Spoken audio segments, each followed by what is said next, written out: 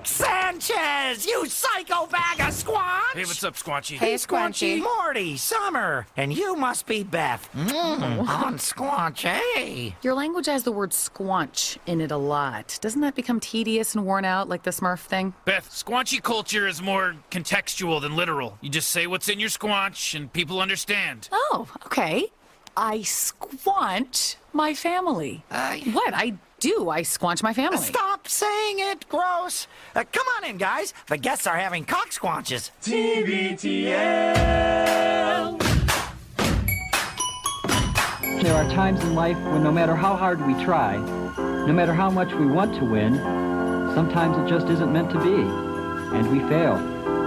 Today I want to tell you something, not about winning or losing, but about the spirit of never giving up, the spirit of the Cleveland Browns. I know those words, but that makes no sense. You are tearing me apart, Lisa! I love Switzerland. It is one of my favorite countries. I love your army knives with the toothpicks and your cheese. Does the cheese come out of the cow with the holes? You just drop in and just smack the lip, whoop, drop down, snap, and then after that, you just drop in, you just ride the barrel and get pitted, so pitted like that. Well, all right. Hello, good morning, and welcome everyone to a Wednesday edition of TBTL, the show that just might be too beautiful to live. The vibes will be the illest, and the jams, ridiculous. My name is Luke Burbank. I am your host. Oh, yeah. Coming to you from the Madrona Hill studio, perched high above the mighty Columbia. Wouldn't mind jumping in the mighty Columbia today, because it's a warm one here. I feel warm and I'm levitating. It's going to be a warm one anyway. And it's going to be very hot, going to be very uncomfortable for everybody. You know what I noticed the other day looking out at the mighty Columbia? It was that a lot of folks get out there with their speedboat and they pull the inner tube, behind them, and the kids are on the inner tube. I've always hated that. Like, from when I was a little kid. Like, first of all, we didn't grow up with a boat. We didn't grow up really in boat or lake culture, but on the rare occasion, maybe there'd be like a church camp or some kind of a thing where there would be a chance to get on one of those inner tubes and get whipped around. There was one of those things in childhood that I'd been brainwashed into thinking was like the most fun thing that could ever happen. I kind of hated it. And I wanted to say to this kid that was being towed in an inner tube, you don't have to pretend. You don't have to pretend you like this. Because you probably hate it, because it's kind of overrated. You know what's not overrated? Episode 4531 in a collector series. Let the fun begin. Where we find ourselves today.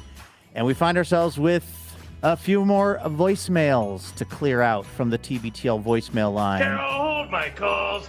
So we're going to do that with the help of this guy, longest-running Cobra of the show, maybe best known for his depictions of the tall ships. One other thing about him. He was king of the tuck-tuck sound. He's Andrew Walsh, and he's joining me right now. Good morning, my friend. Good morning, Luke. I made up a joke this morning. This is a true story. Oh. I came up with a joke. It popped into my head, fully formed. I told it to Genevieve. She didn't laugh so much as get back to her work.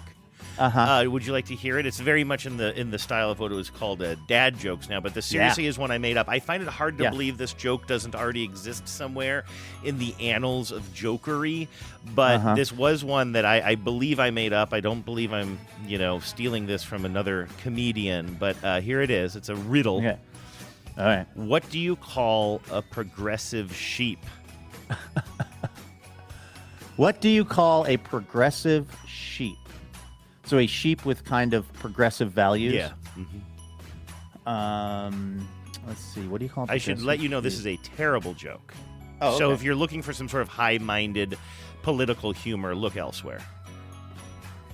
So this isn't going to be like your version of standing at a piano playing high-minded political comedic music or something? It's not like it's not a statement. What's his name? Mark what? No, I have it in my files somewhere because we used to play tape of him. Something about the captain of the SS politics standing on the poop deck of democracy or something. Okay, like a progressive sheep. What is it? What does a progressive sheep say? Yeah, what is a progressive?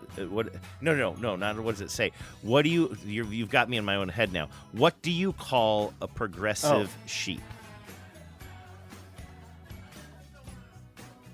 I don't know, Andrew. What do you call a progressive sheep? A bleating heart liberal. Oh. Luke. Thank you. That's actually pretty good. Yeah, thanks. I came up with it.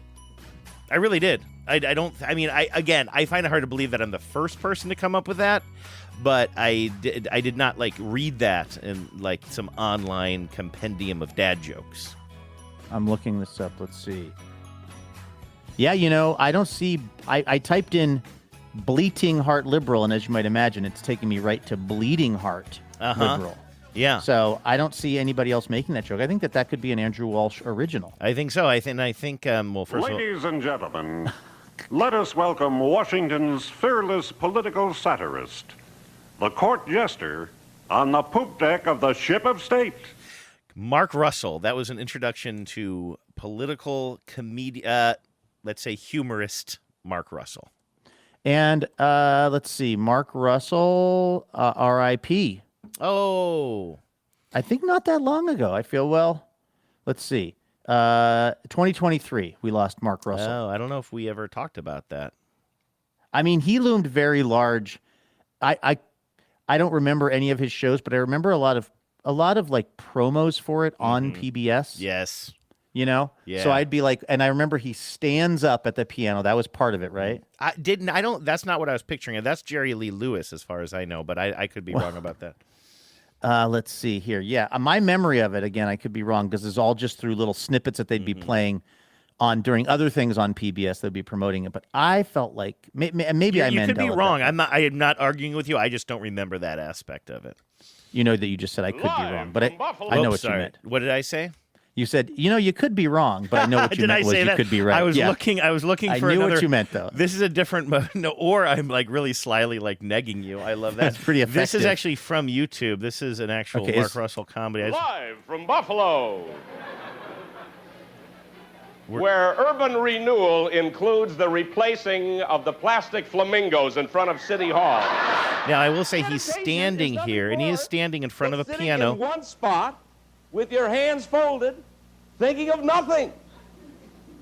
A widespread practice in Washington for years. Oh, those clowns in Washington. God, don't I will tell you praise this. the machine. In all of these clips I'm seeing so far, he hasn't played the piano, but he is standing next to a piano the whole time. He's never sitting. I have not seen this man sit yet, which really, there he is, Luke, standing, playing the piano like a hilarious Jerry Lee Lewis. You could not be more right, especially since I was negging you before. Hilarious Lee Lewis. Wait, what? I feel like there's something there. Hilarious Lee Lewis? I kind of like that, honestly. Maybe. That's as good as my bleating heart liberal joke. Some would say better. Some have said that. And very strongly. Hey, I've heard that we've got some voicemail messages that we are still working on clearing out. We have to imagine we're getting, we're in the home stretch here. I mean, we definitely, and I don't want to put my finger on the scale at all here, but as the messages on the wheel get fewer and fewer, I am seeing that we have jokes submitted. So if you spin this wheel carefully, it could land on some of these jokes, and we will have just had the perfect setup for this. Yes, but what a great. And so hold on. Fate on our side, though. I don't know. I'm gonna try.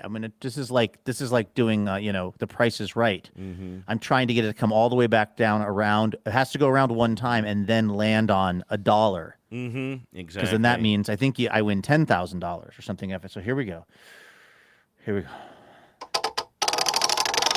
All the way. Slow down. A little bit more. One more click. Yes! I needed one more click. Yes. And we got the click. Where did it land? It landed on Puddle, TBTL's number one joke teller these days. Kids I believe. and fantasy. Kids and fantasy. And fantasy. Thank you. I like that all three of us got to say it. Wait, who is that actually? Whose voice is that? Kids? Bill O'Reilly. Oh, Bill O'Reilly. Kids and fantasy. You, me, and Bill all got a bite of that apple. That was great. Okay, so this is it. This is going to be a quick little joke, I think, from Puddle. I don't really know the joke, so let's listen. What if it's the bleeding heart liberal one? What if I actually had heard that and I was stealing it from Puddle? That'd be awful. Hi, my name is Puddle, and I have the joke for you. The duck went to the bar and ordered a couple drinks. The bartender said, "Will you be paying for those with credit or cash?" The duck said, "Put it on my bill." Oh, put it on my bill. That's pretty good. Put it on my bill. What do Now you think that's- about me and Puddle hitting the road together doing... I'm trying to figure out, do we share the stage, or does Puddle open for me? Or I guess I probably open for Puddle, maybe? Yeah, I could see it being kind of like a Martin and Lewis kind of a thing, like a do traveling a comedy duo. Yeah. Like share the stage, actually. Go out there Yeah, and do our kind of set bits. each other up for your jokes. I kind of like now, that. That joke, I don't want to, I don't want to tell Puddle's parents how to raise Puddle. Oh, my God. But that joke involves a number of adult themes. Mm-hmm. Drinking. Drinking is one of them. Debt.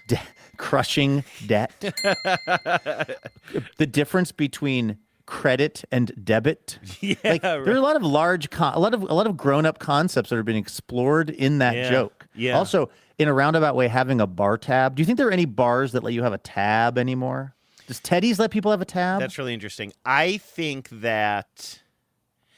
if I went into Teddy's and one of my buddies was working there, I would never do this but if I just said, "Hey man, I just realized I left my wallet at home, but here I am. Could you just like start a tab for me and I'll be back here tomorrow to pay it?" I think most of my I think there are about 4 bartenders there that would do that for me. I think, but I would never test it. That's special circumstances, though, I think. Yeah. Like, I'm wondering if there are bars that are like, the Tattletale used to do that. Yeah. That was anybody?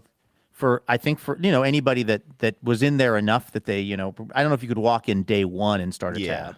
But it was like a recipe box. Like the recipe box like your mom might have that had like the 3x5 cards in it. I know exactly. It was one of those, and it was all of the tabs. Mm-hmm. And I'd never been to a bar up to that point or since where they actually let you, like, you could run a tab. I don't know. I never had one there, believe it or not. I was paying cash on the barrelhead. Again, I don't want to get into economics or sounding judgy or whatever, but one could say that if one did not have the money to pay for the beer, it might be a sign that one doesn't need to have the beer. It also seems like a holdover from a different time, and maybe it was a time when credit looked different. Like, we have credit cards now, and we have easy access to credit and to our bank accounts. But Ask I just the bartender feel like if they take Klarna. I feel like ask your doctor before you take Klarna. Yeah. Ask if Klarna is right for you. I feel Don't like take Klarna if you're allergic to Klarna. it wasn't our generation, but you and I were kids growing up and hearing a lot of humor or watching movies and TV shows that took place in like the boomers generation, maybe even when they were kids.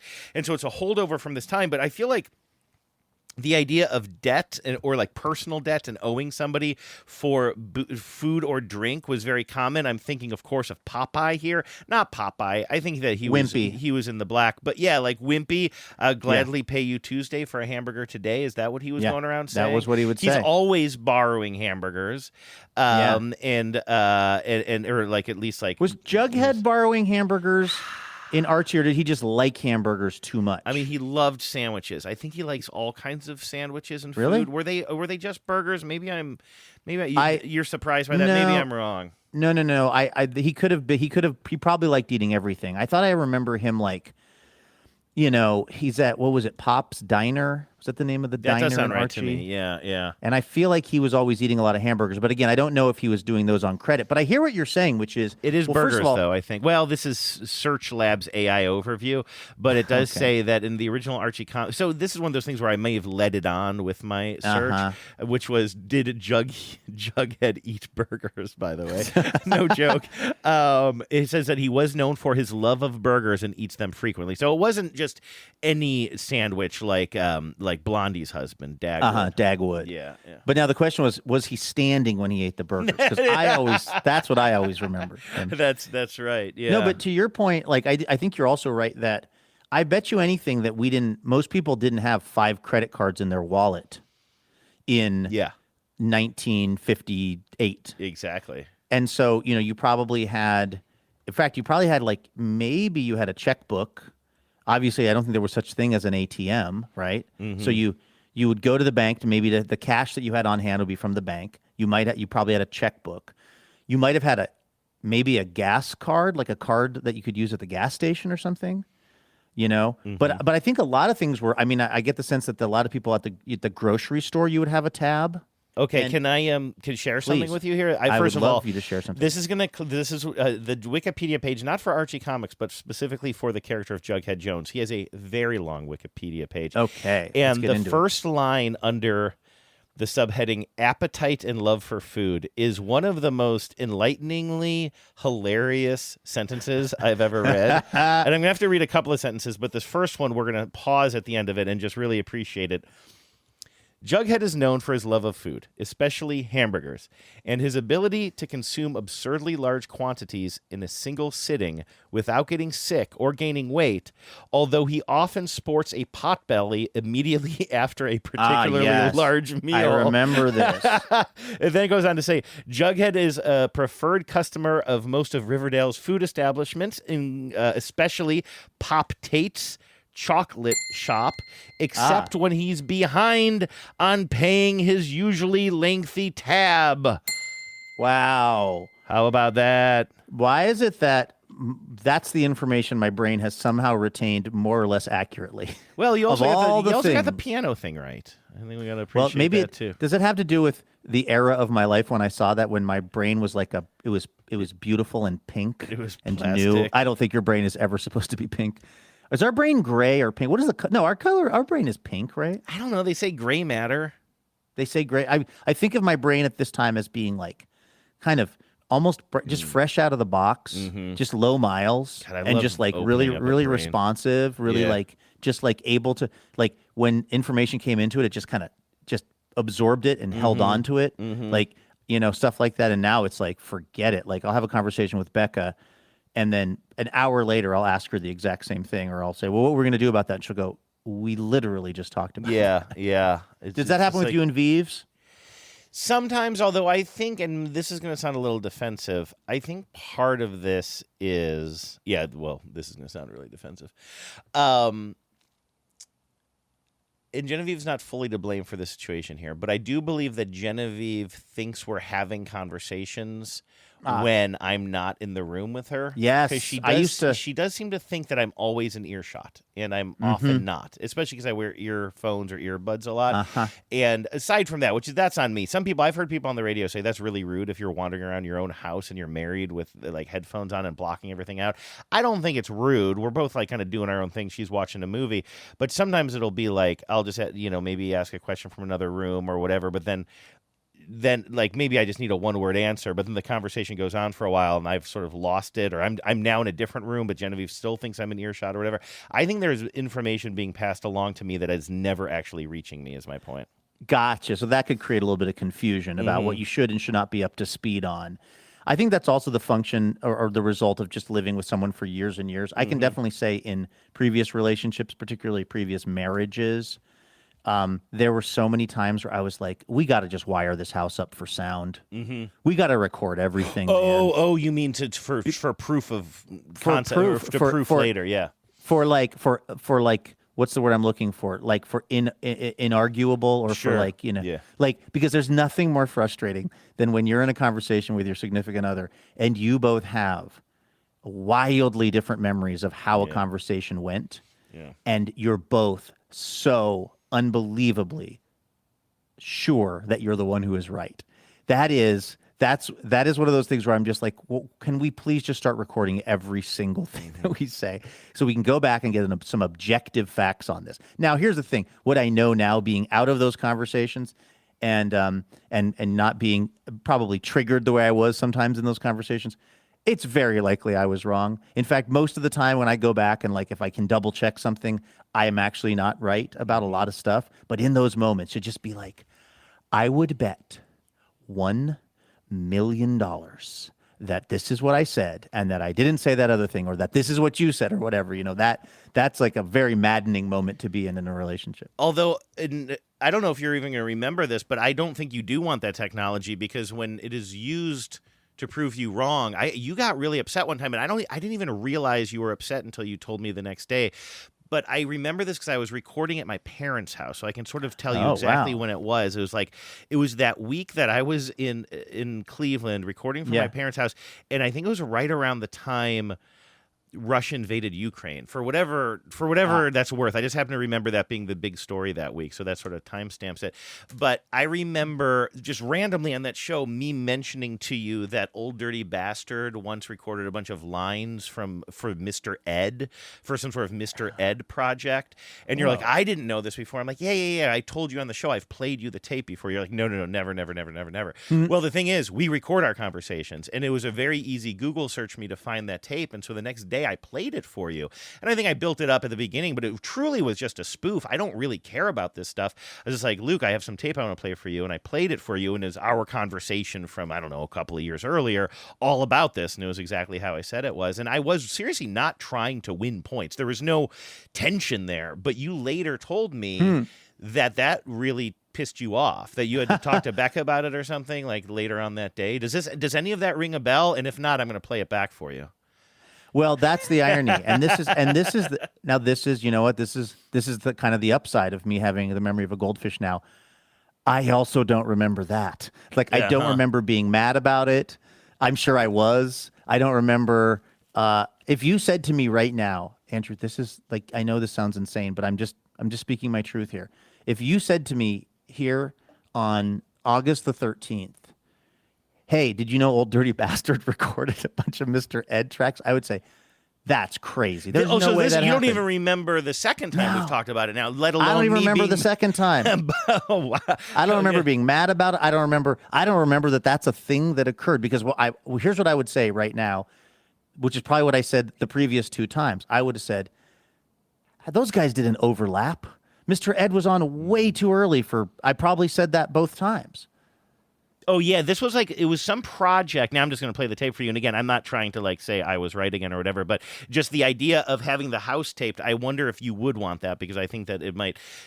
I would want it taped as long as I was right. As you were right, exactly. Yeah, obvs. But my memory of this, and not the memory of our conversations about it anymore, but just to set this up one more time, is, and I think we've confirmed this a couple of times, I think it was rumored that they were going to make a rebooted Mr. Ed movie or something that never came to fruition, and that ODB was trying out for it, for the voice part of being Mr. Ed, and that's how I ended up. This is a full 2 minutes long. Spin the wheel. Let's see if it lands on this. No. Let's see here. This is a full 2 minutes. We're not going to play the whole thing, but I think you're going to recognize parts of this, because a drop I used to use sometimes was him saying, "You're dumber than a bag of hammers." Don't worry about him. That guy's dumber than the bag of hammers at the bottom of a frozen lake. Seriously, though. Lawman, what we gonna do about Dakota? Nothing. That's the worst plan I ever heard. Dude, I read their emails, and if these things got published, they'll put Viagra out of business. What? Yeah, and how do you know you can trust her?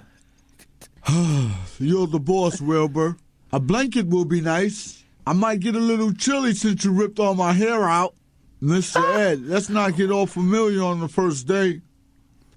Is this Dakota? This is Mr. Pope? Don't act like you don't know who I am. I'm a manless father. There you go. That's about, I don't know, not even quite half of... Oh, God, I'm running. That's what I was thinking of. I'm so glad you're playing that. Run on one more time. Keep playing it. Wait, hold on. Keep playing that. I'm going to play this over top of it. Let's see how. Okay, hold on. Let's see if we can make them talk. You try to pause. Okay. Can you pause yours? Yes. And see if we can make these two talk. Yeah, hold on. Let me drag this into another. This is worth. If it's worth doing, it's worth doing right. Let me drag this into my other system here. So bad. This is going to be so great. I hope you're happy, Puddle. Okay, Puddle, you did this. Okay, ready? Yes. Okay. Are you going to start it? Yeah. 3, 2, 1. Oh, God, I'm running. Don't give me any of that nice to meet you crap. Trust me, if we meet, it ain't gonna be nice. One more time. I know you're kind. I read the emails, and I've seen WNBA teams with more game than that. That was so great. That was actually artists. awesome. We are sound artists. Absolutely. And totally live as well. That is fantastic. I mean, Andrew, I'm not doing this for effect. I'm not trying to do a bit. That felt like the first time I was ever hearing that ODB stuff. I understand intellectually. You know what it's like? It's like I woke up from a coma, and you're telling me things, And I understand them to be true, but I don't have any memory of it, and so I have to just believe you, which is a weird feeling, because I know that happened, but that's such specific audio. Like it's I can't believe that I have failed to retain it too. I'm hoping that this is the time it finally sticks, but let's try this a year from now.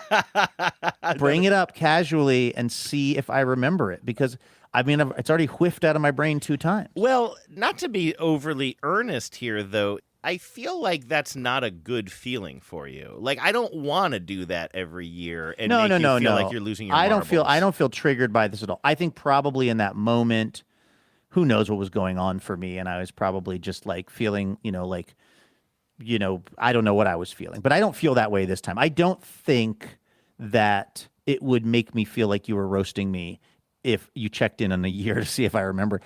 Because here's the thing, it's not that I'm forgetting some kind of a somewhat banal, little piece of audio tape that could be easily forgotten. Old Dirty Bastard trying out to be the voice of Mr. Ed that's a hyper specific thing that is ridiculously funny. Did you, while we were listening to that, you didn't happen to look? Okay, so there is something on YouTube here, Old Dirty Bastard audition for Mr. Ed, and it's about the same time stamp as what I was just playing, so that is probably where I got it from, but I'm just looking for the backstory here. Let's see here. ODB's Apocryphal. Doesn't Apocryphal mean not real? Apocryphal means not real. Okay, so maybe this isn't legit audio.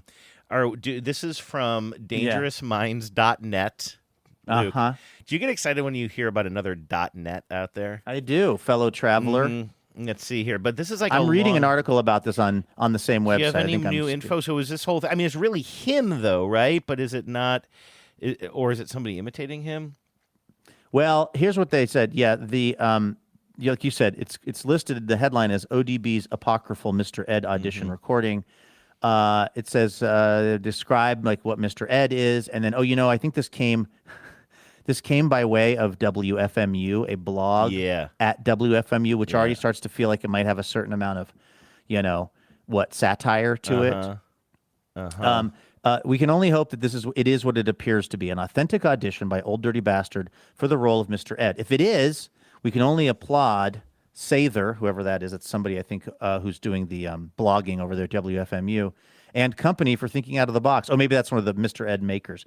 If only this series existed. Alternately, there are 2 other possibilities. Either ODB and his crew were messing around, having fun, or else if it's someone else, then that person gets the genius points, whoever he is. So it seems to be unclear if this is actually ODB or auditioning for Mr. Ed, or if it was just a big joke. But it's pretty funny regardless. And by the way, it makes more sense that this is not real, or at least not real in the context in which I described it. But you're telling me that this thing that you and I just read, that you read out loud, this person is just saying, this isn't real, but we don't know what it is, without any... Yeah, it's a misuse of Apocryphal. Can I just go around saying that, this person, they didn't give any explanation of why they know this is fake? And again, I want to make it clear, I'm not arguing that it's definitely real. There's something fishy about this. But this person basically wrote an article that said, this is fake, never explains why they know it's fake, and then says, we don't know what it is? Yeah, no, that's really... There's literally no information in that thing. You know what? DangerousMinds.net, I expected better. We need that .net back. Yeah, honestly, until you've proven that you know how to write a headline and an inverted pyramid and put an article out that has some journalistic heft to it, we have to take away your .net. Now, CNN.com can keep their URL for now, because they're the ones that have the headline, Mr. Ed to get a new voice. This is February 17th of 2004. This would have been my daughter's 10th birthday, Andrew. Oh. Dateline Los Angeles. Sherman Hemsley of the Jeffersons fame is lending his voice to the title character in Fox's updated version of Mr. Ed. Hemsley joins David Allen Bash, who was previously tapped to play Wilbur Post, and Sherilyn Fenn, tapped as Wilbur's wife. It's a Mr. Ed remake. Now, did this ever see the light of day is what I want to know. And Sherilyn Fenn, she was a Twin Peaks person, right? Yes, absolutely. And when did ODB die?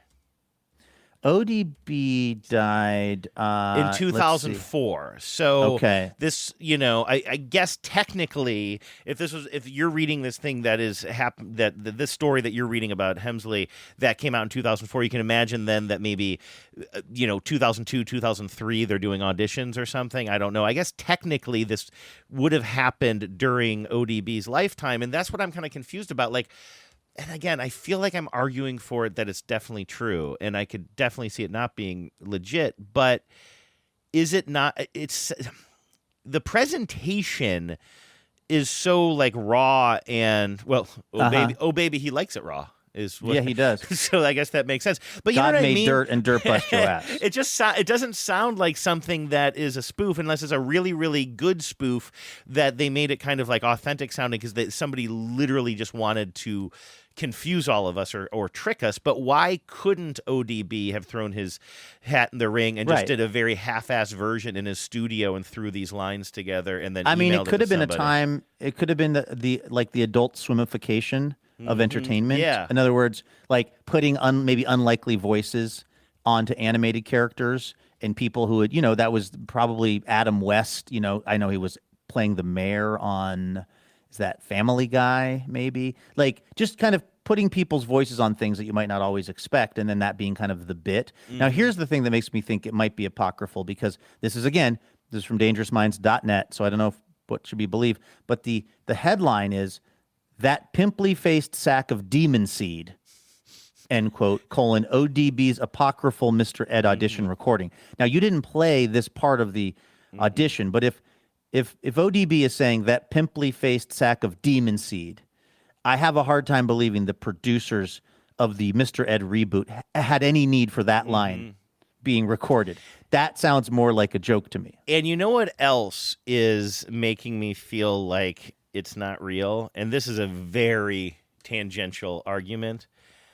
But it's fact that all of these websites that usually would not even care to fact check something like this, like Uprocks, refers to it as a rumored Mr. Ed audition tape. Like usually there's a bunch of blogs posting about stuff like this, and we are the ones who are like, something isn't right here. I think these people fell for it. This time, all of the most clickbaity blogs or whatever are calling it apocryphal and rumored. And like, if they're saying it, then I don't feel like I should be standing up to bat for it. Yeah, I think it's probably unlikely that it's real. But I still think saying apocryphal in that headline, if you haven't actually proven that it's apocryphal, I wonder if the person who wrote that headline is totally familiar with the word apocryphal. But let me ask you this. I wonder if they think it just means suspicious, but it means made up, right? Well, the apocryphal, I'm a little confused why you don't think apocryphal works there. Apocryphal would be like an apocryphal story, a story of like, well, it's not true, but it's been passed around as true, right? But that's saying it's not true. Oh, I see. And then they go on to say, well, maybe it's true. We don't know. Right. We have literally no information, but decided to write this anyway. Yeah, if I hear something's apocryphal, my mind goes to, it's a made-up story. It's probably a really good story, but it's not actually true. So they're calling it apocryphal, which then means you're saying it's made up, but then they're going, we really hope it's true. Seems like those so maybe are two different they should concepts. have said maybe possibly apocryphal, which would be... Yes, that would have fixed it for me. Apocryphal. A good show title for me, possibly apocryphal. That's a great Wilco record.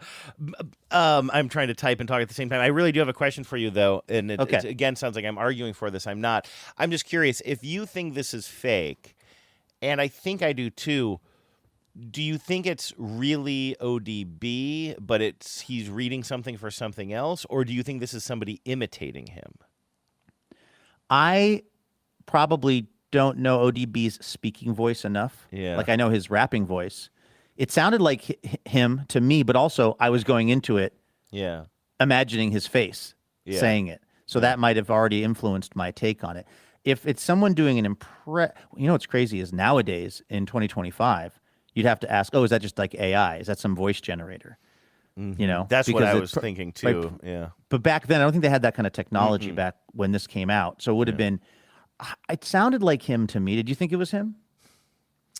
Yes. When I first set this story up for you, I forgot. And again, I think we've done this. This conversation a couple of times, and I don't even remember this part of it. But I clearly have looked this up in the past and dismissed the idea that everybody is calling it rumored and possibly apocryphal, because I thought it was a real project. And so clearly I want to believe, and I just can't figure out. The only thing that makes sense to me is if somebody at WFMU was truly a prankster and created this with the sole intent of pranking people. And so that's why it is recorded in that way, of this sort of rapid, these one-liners in rapid succession. And maybe somebody worked there who did a Mr. Ed impression. I'm sorry, who did an ODB impression and thought it was funny. I really hope that person wasn't white. As do I, my friend. As do I. All right. So listen, I know that we need to take off here, but do me a favor. Here's what I'm going to force this upon you. Okay. I'm not going to play the voicemail right away, but I'm going to ask you to spin that wheel one more time. And then what am I spinning for? Whatever it lands on, I will play that voicemail. That's where we start tomorrow? As an Easter egg at the end of the show. Okay? Oh, I see what you're doing sound? here. Yeah. I think so that's you great. Spin it, and then I'll play that voicemail after we say goodbye, and we'll just let the voicemail sort of speak for itself. Hey, listeners, baby, we got your V-mail, don't you worry. I said, hey, I don't have a problem with you playing these voicemails, but I do have a problem with you not playing these voicemails. Why am I blanking on the I love the woman who sings that part of that song, and I'm blanking. I don't think I know who that is. is. You do know. It's Nas's ex-wife. We've talked about this a million times. It's it's Milkshake. Khalees. Oh, Khalees? Khalees, I think. Hey. Yeah. Dirty. I'm pretty sure that's Khalees. All right. So you can't see. You're so weird. You're hiding behind that wheel, Luke. Featuring Khalees. You can't see it. Okay, I see what the voicemail is. The voicemail is coming from... Are you going to tell us, or are you just I'll tell you that tomorrow? It's coming from Sarah in Pennsylvania. I'm going to play it at the end of the show, right before we power out. I'll just play this. All right. Okay. That's going to do it for today's episode, but it sounds like we still have a few more of these, so we'll get back to this tomorrow. Do more tomorrow, yeah. If you bring up ODB tomorrow, it will be too soon. I will remember it. But I'd say if you give it 2 weeks, you've got a 50-50 shot of me not remembering. Okay, duly noted. All right, thanks for listening, everybody. We will be back here tomorrow with more Imaginary Radio for you. In the meantime, have a great Wednesday. Take care of yourselves, stay cool, and please remember, no mountain too tall. And good luck to all.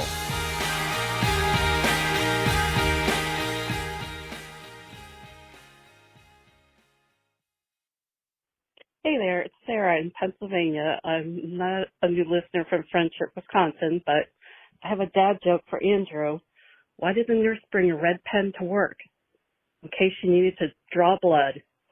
Have a great day. Bye. Power out.